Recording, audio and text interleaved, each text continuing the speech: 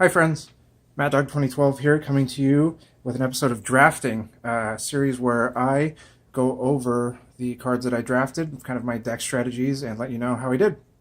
So, as you probably saw in the last video, my first card that I drafted was the Scarab God, and I decided to build the deck around him.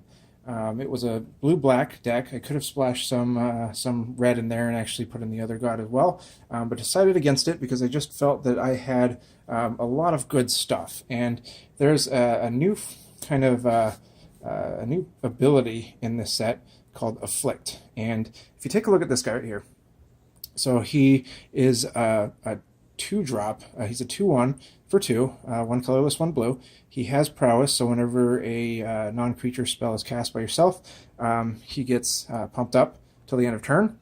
And he also has the secondary ability of Afflict 2. So this is fun because when someone decides to block him, that number after Afflict, it automatically goes to damage.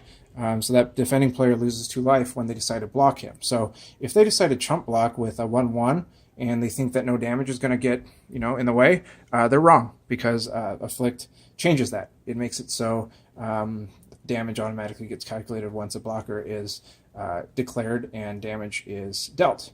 So apparently the judges saw Afflict all the way from 1 to about 4. I didn't see that. I saw the 2, and that was pretty common, but it's a really good mechanic, and it makes it really fun, and it makes it so that you decide to attack. This is a fun card that not a lot of people decided to run, and kind of ignored when I ran it. So it's called Kefnit's Monument. It's a legendary artifact for 3 colorless, and right away, blue creature spells you cast cost 1 colorless less to cast.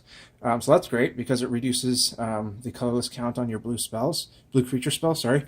And the secondary ability is what really got me running this card. It says whenever you cast a creature spell, target creature in an opponent's control does not untap during its controller's next untap step. So obviously you have to wait for them to attack you, but once they do, with this deck that I ran here, there was a lot of creatures in it.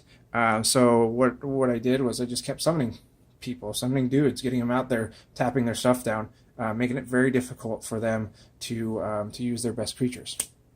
That really paired well with the Curator of Mysteries, and I went over in a different video how great this card is. It really is. It's a 4/4 flying for 4 with other flavor text. Whenever you cycle or discard, you get to scry 1. If you feel like you can pitch him and cycle, remember that cycle can be used at instant speed, so whenever you want, pretty much, you can cycle this and draw a card, but why would you want to? I mean, I guess it works with the Scarab God, because you bring him out as a zombie, he's still a 4/4, but now he's a flying zombie. And finally, I wanted to go over a curse. So aura curses are still a thing. They're still being randomly put into sets, and they're not bad. So this one is Enchant Player, and at the beginning of the enchanted player's upkeep, the player loses 3 life unless he or she sacrifices a creature, a non-land permanent, sorry, or discards a card. So beginning of the game, on turn 4, I would pull this out, and people would, take the land or take the hit on the life, and that was great because, it's still early game, not a lot of stuff's going on, but it catches up to them later on. When life really becomes a thing, when it's starting to whittle down. And I actually turned the game around when I had 1 life. This was out there. He had been taking a lot of damage at first, and then decided to start sacking his creatures afterwards because he just couldn't take the damage. So really great card. And if players don't read it all the way, they may think that they have to take the damage each time, and that did happen a little bit. But then they reread it.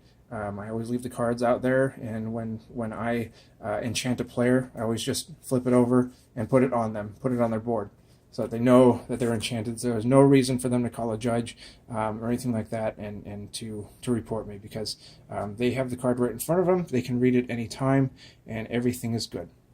Cycle is huge in this set. There's a lot of cards that do have cycle stuff on them, so they either pump up your guys, or there's cards that become stronger when creatures with cycle are in the graveyard.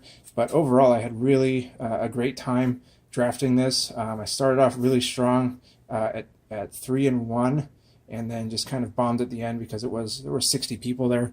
I started getting really tired, and there were 6 rounds. That's a lot of Magic. So yeah, I kind of didn't pay attention as much, and I was really hungry. So whatever, it was still really fun, and I highly recommend either going to a pre-release or drafting this set because super fun. Pick up some of these for your friends to play sealed later on. You get some cool stuff. You get a nice deck box that holds the rest of the cards. You get a dice that comes with it that I put somewhere that I can't find now, but really fun. What do you guys think? Leave a comment in the comment section below, and I'll talk to you later.